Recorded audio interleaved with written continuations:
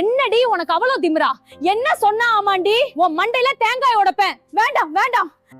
யாருக்கெல்லாம் மலர் மேல இன்னைக்கு கோவம் இல்ல ஹாப்பி அப்படின்னு நினைக்கிறவங்க நம்ம சேனல்ல ஒரு லைக்கை போட்டு சப்ஸ்கிரைப் பண்ணி கமெண்ட் பாக்ஸ்ல ஒரு கருத்தை தெரிவிச்சிருங்க ஃப்ரெண்ட். அன்பான இனிய உறவுகளுக்கு வணக்கங்க.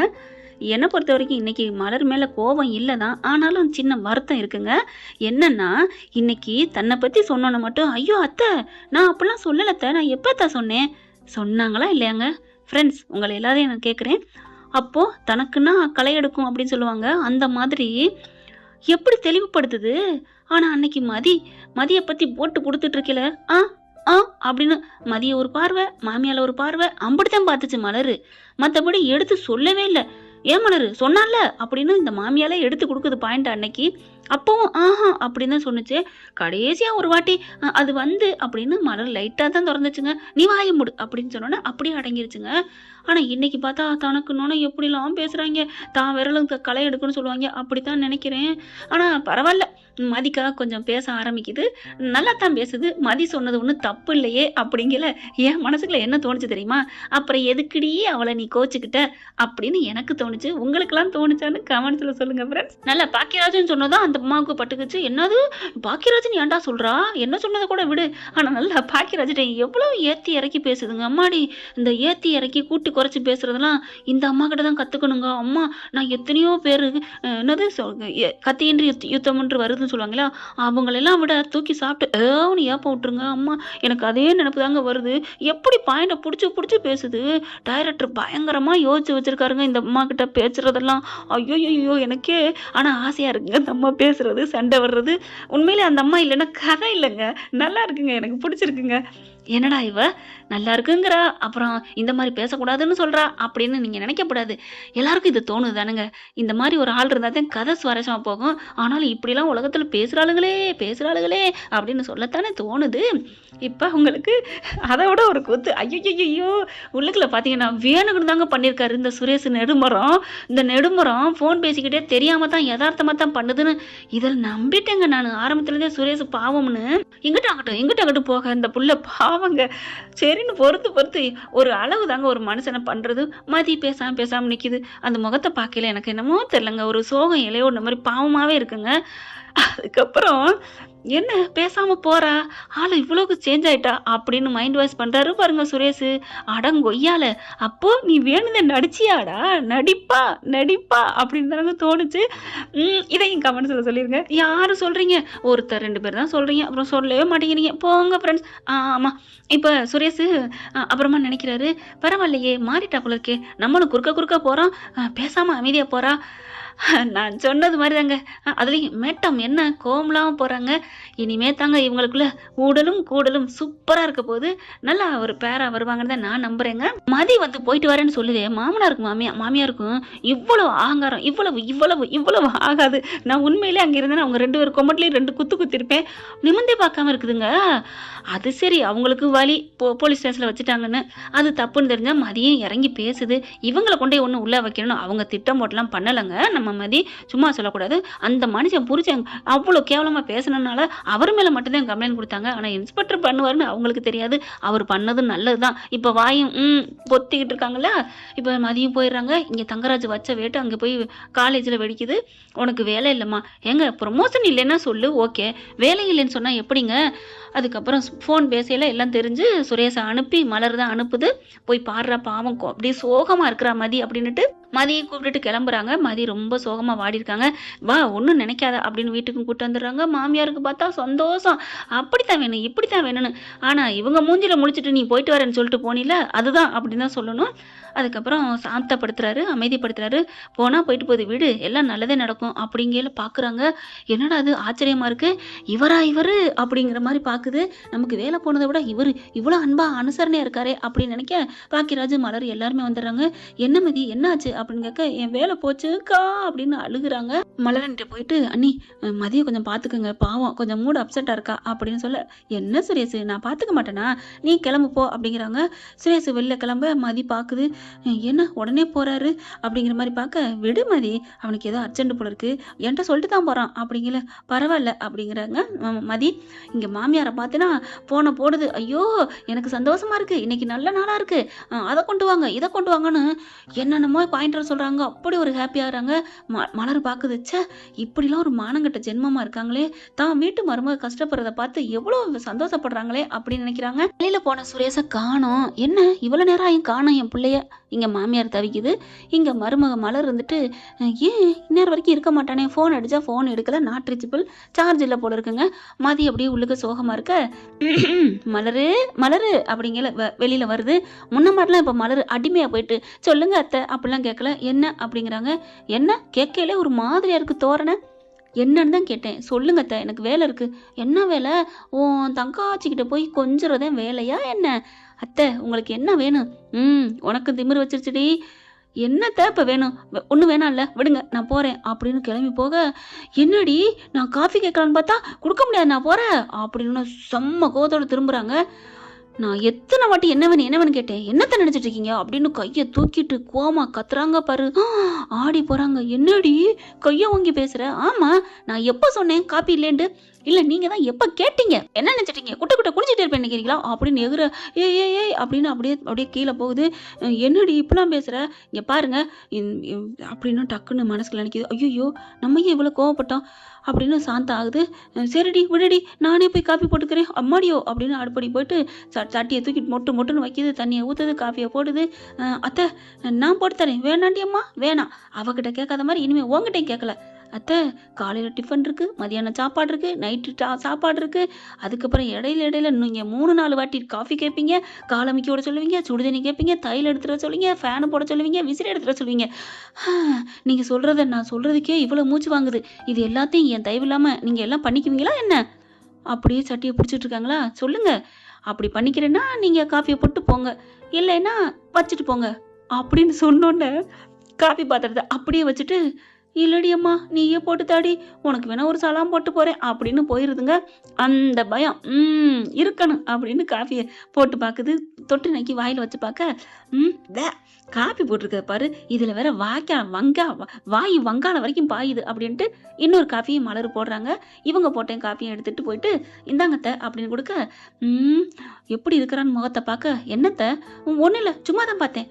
அப்பாடியோ பத்திரகாளி வர்றாளே இவன் முகத்துல அப்படின்னு குடிக்க பார்த்தா குடிச்ச கையோட என்ன காப்பி அத்தை நீங்க போட்ட காப்பி.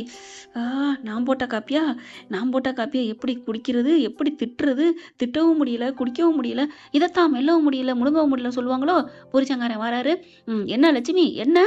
ஒன்றும் இல்லைங்க, கொடு காஃபியை நான் குடிக்கிறேன். இல்லைங்க வேணாங்க, அட கொடு எனக்கே தலை வலிக்குது. பார்க்குறாங்க மலர் சிரிக்கிறாங்க. காஃபி எடுத்து வாயில் வைக்க, என்ன மலரு இப்பெல்லாம் காப்பி போட்டிருக்க, நீ என்ன வர உனக்கு உருக்கட்டு போச்சா? பார்த்தா மலர் சிரிக்கிறாங்க. ஏங்க அது வந்துங்க விடுங்க, தெரியாம போட்டதுக்கெல்லாம் என்ன, நீ சுமாரு என்ன வக்காலத்தெல்லாம் ஓவரா வாங்கக்கூடாது, ஒரு அளவுதான். என்னம்மா நீ வர இப்படி திருந்திக்கிட்டு இருக்கியா? அந்த புள்ள போட்டுச்சே வந்த அன்னைக்கு அதை விட மோசமா இருக்கு, காஃபி அது காஃபி அப்படிங்கல சிரிக்க மலர் சிரிக்குது. என்ன நான் திட்டிக்கிட்டு இருக்கேன் நீ சிரிக்கிற? மாமா அந்த காஃபி யார் போட்டன்னு கேளுங்க. யார் போட்டது? அது வந்துங்க. என்ன லட்சுமி நீ ஏன் பம்முற? அத்தை காப்பி போட்டாங்க, அதனாலதான் அப்படி பம்முறாங்க மாமா அப்படின்னு சொல்ல, ஐயோ இவன் தெரிஞ்சா லைட்டா திட்டிருப்பேனே, மருமகன் நினைச்சு திட்டி போட்டானே. மாமா பரவாயில்ல, மதியை விட கேவலமா போட்டாங்கன்னு சொல்லிட்டீங்கல்ல. அது வந்து மாமா எல்லாத்தையும் கேட்டாச்சு, இனிமே மழுப்ப வேணாம் அப்படிங்கல. அது வந்து என்னங்க நான் நல்லா தாங்க போட்டேன். அப்ப நல்லா போட்டா நீங்க ஏன் அத்தை ஃபர்ஸ்டே துப்புனீங்க? அடி பாவி நீ துப்பிட்டியா ஏற்கனவே? ஆமாங்க. அப்புறம் ஏன்டி என்கிட்ட சொல்லல? நான் தான் சொன்னேங்க. நீ என்னடி சொன்ன? குடிக்காதீங்கன்னு தான். குடிக்காதுன்னு சொன்னேன், நான் போட்டதுன்னு நீ சொல்லலையடி. அது வந்து மலரு அப்படின்னு சொல்ல, ஐயோ இந்தாங்க நான் வேற காப்பி போட்டேன் அப்படின்னு 2 பேர்ட்டையும் கொடுக்க, அப்படியா போட்டுட்டியா, இதை முன்னாடியே கொடுத்துருக்கலாம்ல அப்படின்னு வாயில குடிக்க, அப்பா சூப்பரா இருக்கு, நல்லா இருக்கு மலரு. மலரு போய் தானே சொன்னேன், இதுதானே நான் போட்ட காப்பி. அப்படின்னு மலர் அப்படின்னு முறைக்க, இல்லை இல்லை இல்லை, இந்த காஃபி நீ போட்ட காஃபி தான், நான் சும்மா லெலலாக்கி சொன்னேன். உடனே ராகவ் இருந்துட்டு, என்னடி விளையாடுறியா, இது மலருக்கு போட்ட காஃபி இதுதான். அம்மா இவெல்லாம் அடுப்படிக்கல விடாதம்மா அப்படிங்கிறாங்க. சரிங்க மாமா அப்படின்னு உள்ளர போயிடுறாங்களா. அதுக்கப்புறம் ஏண்டி இப்படி போட்டு வச்சிருக்க, அது இல்லைங்க, காஃபி நம்ம போட்டு நல்லா இருந்தா அப்புறம் நம்மளே போடணும், அதனால தான் அப்படி நாடகம் ஆடினேன். அடி பாவிங்களா, இப்படிலாம் மாடி நாடகம் ஆடுவீங்க அப்படின்னு ஆடி போகிறாங்க மலர். அங்கிட்டு போய் ஒட்டு கேட்டுட்டு, ஒட்டு கேட்குறது நல்லதான் போல இருக்கு ஒரு சில இடங்கள்ல. ஆனாலும் ஒருத்தவங்க பேசுகிறத ஒட்டு கேட்டால் மனசு கஷ்டமாக தாங்க இருக்கும். இப்போ பார்த்தீங்கன்னா மலருக்கு அப்படி ஒரு இது வேதனை வருது. என்னம்மா நாடகம் ஆடுறாளுகளே அப்படின்ட்டு அடுத்து மதி அப்படியே சோகமாக இருக்குது. என்ன ஏன் சோகமாக இருக்குன்னு போயிட்டு மலர் போய் கேட்குறாங்க. ஒன்றும் இல்லை, அவரை காணோம், எங்கே போனார் அப்படிங்கல. ஏதாவது வேலையாக போயிருப்பாமா, நீ எதுவும் நினைக்காத அப்படின்னு சொல்ல. சரி ஏதாவது பேசுனானா சுரேஷ் அப்படிங்கல. ஒன்றும் பேசலை, வர்ற வழியில் காஃபி வாங்கி கொடுத்தாரு. அப்புறம் அப்புறம் இல்லை நல்லா தான் பேசினாரு. எப்படிக்கா அப்படிங்கல. எல்லாரும் சொல்லியிருக்கோம்ல, நீனும் இப்போ நல்ல விதத்தான் நடந்துட்டுருக்க, அதனால ஒன்றும் பிரச்சனை இல்லை, நீ பேசாமல் இரு. இந்த வேலை போச்சு நீ பயப்படுறியா? பயப்படலாம் இல்லை, என்னோட ஆசை தெரியுமா, எனக்கு அடுத்தது ப்ரொமோஷனோட இருந்துச்சு, எப்படி அவங்க இப்படி பண்ணாங்கன்னு தான் தெரியலக்கா அப்படின்னு ரொம்ப ஃபீல் பண்ணுறாங்க. அடுத்து லேட்டாக தாங்க வராரு சுரேஷ். வந்தகையோட வீட்டுக்குள்ளே போகிறாங்க. சுரேஷ் எங்கேப்பா போனேன் அப்படின்னு வர, ஒன்றும் இல்லைம்மா வேலை விஷயமா தான் அப்படின்னு போகிறாங்களா. இங்கே தங்கராஜ் ஃபோன் பண்ணுறான். பண்ணிக்கிட்டு, ஏய் சுரேஷ் உன் பொண்டாட்டி அடங்கி உடங்கி இருக்காளா அப்படின்னு கேட்க, ஆமாம்மாம்மா வீட்டில் தான் இருக்கா, நான் வெளில வேலை விஷயமா வந்தேன் அப்படிங்கிறாங்க. இனிமேல் அடங்கி தான் இருப்பா, ச்சே எவ்வளோ ஒரு கேவலமான புத்தி அப்படின்னு வச்சுட்டு போயிடுறாரு சுரேஷ். பாவமாக இருக்குது சுரேஷ் மதியை பார்க்கையில். ரேவதி ஃபோன் பண்ணிட்டு, டே பாவம்டா மதி வேலை போச்சாமேடா, இங்கே ரொம்ப சந்தோஷப்பட்டுக்கிட்டு இருக்காங்கடா அப்படின்னு சொல்ல, நீ பேசாமல் இரு நான் பார்த்துக்கிறேன் அப்படின்ட்டு போகிறாரு சுரேஷ். அக்கா நான் பார்த்துக்கிறேன்க்கா சொல்லிட்டில, நீ பேசாமல் இருக்கா அப்படின்ட்டு கிளம்பி வீட்டுக்கு போகிறாங்க. போகையில் கொஞ்சம் பாவமாக இருக்குது. அவங்க அம்மாக்கிட்டையும் அவங்க அப்பா கிட்டையும் என்ன பேசணுமோ அதை நேக்கா பேசிட்டு அப்படியே எஸ்கேப் ஆகி உள்ளர போகிறாங்க. என்ன இவன் இவ்வளோக்கு மாறிட்டான் அப்படின்னு நினைக்கிறாங்க. உள்ளர போனால் மதி ரொம்ப சோகமாக அப்படி மூலையில் அப்படி ஒரு மாதிரியாக படுத்து கிடக்குறாங்க. போகிறாரு கிட்டக்க போயிட்டு, மதி அப்படிங்கிறாங்க. அப்பாடா எவ்வளோ நாளைக்கு அப்புறம் பேரை சொல்லி கூப்பிட்றாரு அப்படிங்கிற மாதிரி எந்திரிச்சு பார்க்குறாங்க. சாப்பிட்டியா அப்படிங்கிறாரு. சாப்பிட்டியான்னு கேட்டோன்னே அப்படி ஒரு சந்தோஷம். சாப்பிட்டேன் அப்படிங்கிறாங்க. நிஜமா சாப்பிட்டியா இல்லையா அண்ணி அப்படின்னு கூப்பிட மலர் வருது. மதி சாப்பிட்டுச்சா? மலர் வாயில் கை வைக்குது. சுரேஷ் என்ன சுரேஷ் சொல்கிற? ஆமாம் சாப்பிட்டாலான்னு கேட்டேன். ஏன் அண்ணி? மதி சுரேஷ் நீயா கேட்குறது? ஐயோ இரு ஒரு நிமிஷம் இரு அப்படின்னு சொல்லிட்டு சுரேஷ் கையை பிடிச்சி நறுக்குன்னு கிள்றாங்க. என்ன நீ ஏன் இப்போ என்ன கிள்னீங்க அப்படின்னு கேட்க, இல்லை சுரேஷ் எனக்கு காண்கிறது கனவா நினவான்னு தெரியலையே. ஐயோ என்ன நீ சாப்பிட்டியான்னா கேட்ட? அச்சோ அப்படிங்கல. அது சரி நமக்கே இவ்வளோ சந்தோஷம் இருக்கே, அப்போ மதி எவ்வளோ சந்தோஷப்படுவா அப்படின்னு கிட்டக்க போயிட்டு மதி காதுக்குள்ள ஓதுறாங்க. மதி பாத்தியா என் கொழுந்து, மதி சாப்பிட்டியான்னு கேட்குறான். மதி சாப்பிட்டியான்னு அதுவும் உண்மையாக சாப்பிட்டியான்னு கேட்குறான்.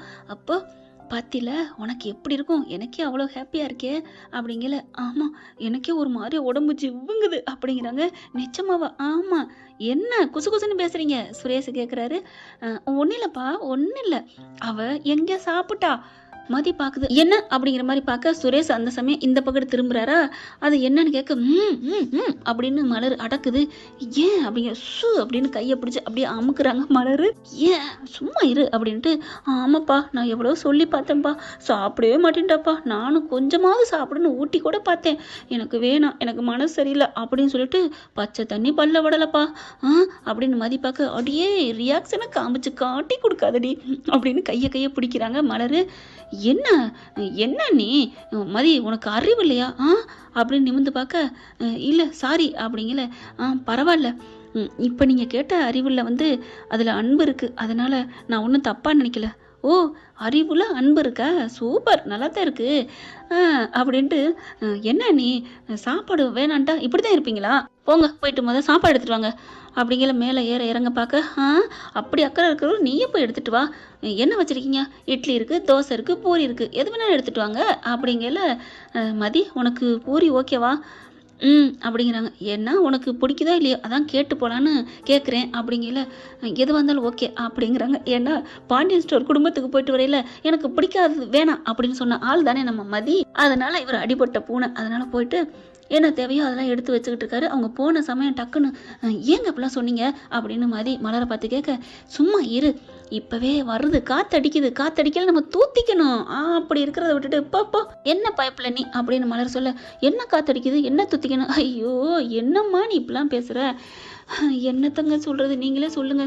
மதி அறிவானவ, நல்ல ஒரு போல்டானவன் பார்த்தா இப்படி ஒரு தத்தியா இருக்கேங்க. ஃப்ரெண்ட்ஸ், உங்களுக்குலாம் புரியுதா நான் என்ன சொல்ல வரேன்னு? கண்டிப்பா எங்களுக்கு புரியுது மலரக்கா அப்படின்னு தானங்க நீங்க சொல்ல போறீங்க. இப்ப மலர் மறுபடியும் திரும்பிக்கிட்டு, அடியே அவன் பாசமா சாப்பிட்டியான்னு கேட்குறான். இப்பதான் கொஞ்சம் கொஞ்சம் நம்ம வலிக்கு வர்றான். அப்படியே சரின்னு சொல்லிட்டு கொஞ்சமா சாப்பிடு. நீ சாப்பிட்டேன்னு சொன்னா என்ன ஆகும்?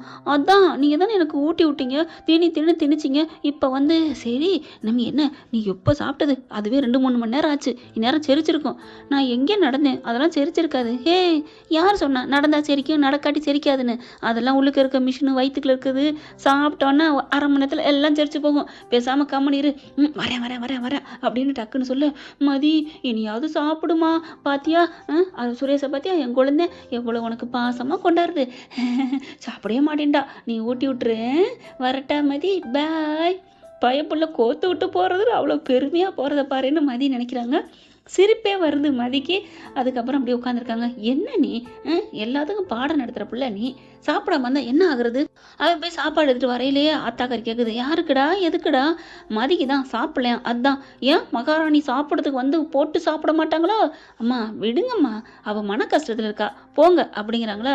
என்னடா ஆரம்பிச்சிடாதீங்க போங்க அப்படிங்கிறாரு. அதுக்கப்புறம் தாங்க உள்ளரே வராரு, என்ட்ரி ஆகுறாரு. சாப்பாடை எடுக்கிறாரு. பூரிக்கிழங்கு பூரி இருக்கு, அழகாக அப்படி எடுத்து அந்த பூரிக்கிழங்குல வச்சு உருட்டி திரட்டி இந்தா சாப்பிடு அப்படிங்கிறாங்க. இல்லை வேணாம், நீ வேணான்னு சொன்னால் கேட்க மாட்ட அப்படின்னு வாயை தர அப்படின்னு அழகாக கையை வச்சு அப்படி பூரியை ஊட்டி விடுறாரு. மதிக்கு கண்ணு கலங்குது. ஏன் எதுக்கு? ஒன்றும் இல்லை, ஏன் பச்சை மிளகா எதுவும் வச்சுட்டேனா? அப்படிலாம் இல்லை அப்படின்னு சொல்ல, கரெக்டாக அங்கேருந்து வர்றாங்க மலர். பச்சை மிளகாலாம் பொறுக்கிட்டேன் தம்பி அப்படின்னு சொல்ல, அண்ணி நீங்களா, வாங்க. ஏன் இல்லை என்ன பண்ணுறீங்கன்னு பார்க்க வந்தேன். ஒன்றும் இல்லை, நீங்கள் கேரியான் அப்படின்ட்டு போகுது. ஐயோ அண்ணி அப்படின்னு சொல்லிட்டு, இங்கே பாரு மதி, நீ எதுக்கும் கவலைப்படாத, பயப்படாத, உனக்கு விடுகிற பொழுது நல்ல பொழுதாக இருக்கும். இனிமேல் நீ சிரிச்சுக்கிட்டு தான் இருக்கணும், ஓகேவா? ஏன் என்ன சொல்கிறீங்க? அது அப்படி தான், நாளைக்கு உனக்கு ஒரு சர்ப்ரைஸ் இருக்குது, இந்தா சாப்பிடு அப்படின்னு ஊட்டி விடுறாங்க. இல்லை வேணாம் போதும், அதெல்லாம் பேசப்பட, வாய் மூடு அப்படின்ட்டு சொல்லிட்டு அடுத்து வாயை எடுத்து ஊட்ட போகிறாங்க. நம்ம மதி என்ன பண்ணுறாங்க, டப்புன்னு வாயை மூடிக்கிறாங்க, வாயை போத்திக்கிறாங்க. என்ன வாயை பொத்திட்டா எப்படி ஊட்ட முடியும்? நீங்கள் தானே சொன்னீங்க வாயை மூடுன்னு. அதான் ஓ காமெடியா, நாளைக்கு சிரிக்கிறேன் அப்படின்னு சொன்னோன்னு 2 பேரும் சிரிச்சுக்கிறாங்க. ஆச்சரியமாக இருக்குங்க 2 பேரும் சிரிக்கிற பார்த்துட்டு. அதுக்கப்புறம் சாப்பிடுன்னு ஊட்ட, எனக்கு போதும், இதை நீங்கள் சாப்பிடுங்க. பாடுறா ஆச்சரியமாக இருக்குது, எங்க அப்படின்னு மேலே பார்க்குறாரு. என்ன அப்படின்னு மதி கேட்க, இல்லை பயங்கரமான திமிரு பிடிச்ச ராட்சசி குணம் கொண்ட இப்படி உள்ள ஒரு மதியை காணுமேன்னு தேடுறேன் அப்படின்னு சொல்லிட்டு கையை தட்டி விடுறாங்க. சும்மா ஏன் அப்படியே சொல்கிறீங்க, நானும் தான் பதிலுக்கு தேடணும், எங்க அப்படின்னு மதி சொல்ல, அதானே பார்த்தேன் மதியா கொக்கா, நீ தேடுனது என்னத்தான்னு தெரியுது, ஒரு முரடை, ஒரு பொறுக்கி, ஒரு அவன் இவன் தேடுறேன் காணுமே அப்படி தானே சொல்ல போகிற? இல்லையே, நான் அப்படி சொல்லலையே அப்படின்னு மாதிரி சொல்ல, அப்புறம் வேற எதுக்கு மேலே அங்கே எங்கேயும் தேடினேன், அதுவா, அது என்ன தேடினேங்கிறது அப்படின்னு சொல்ல போகிறாங்க. மதி என்ன சொல்ல போகிறாங்க, அடுத்து என்ன சர்ப்ரைஸ் நம்ம சுரேஷ் மதிக்கு வச்சுருக்காங்க. இப்படி மதியும் சுரேஷும் சூப்பராக கூடல் ப்ளஸ் ஊடல் அப்படி இருந்தால் பார்க்க நல்லா இருக்கும்னு நினைக்கிறவங்க நம்ம சேனலுக்கு உங்கள் பொண்ணான கையால் மேலான கருத்துக்களை கமெண்ட் பாக்ஸில் அள்ளி தெளித்து விட்டுட்டே இருங்க. அதுதாங்க எனக்கு ஒரு ஆரோக்கியமான சத்து மிகுந்த உணவாக நான் நினைக்கிறேன். கூடவே ஒரு லைக்கை போட்டு சப்ஸ்கிரைப் பண்ணி நம்ம சேனலுக்கு ஆதரவு கொடுங்க அன்பு உறவுகளே. Thank you friends. இந்த வீடியோ உங்களுக்கு பிடிச்சிருந்தா தயவு செய்து லைக் பண்ணுங்க. இன்னும் அப்டேட்ஸ்க்காக சேனலை சப்ஸ்கிரைப் பண்ண மறக்காதீங்க. நம்ம கிட்ட இருக்க எல்லா சேனல்ஸோட லேட்டஸ்ட் வீடியோ அப்டேட்ஸ்க்காக மேல ரைட் சைடுல காட்டுற லிங்கை கிளிக் பண்ணி வாட்ஸ்அப் குரூப்ல ஜாயின் பண்ணுங்க. உங்களிடம் விடைபெறுவது நான் உங்கள் மெஹர்.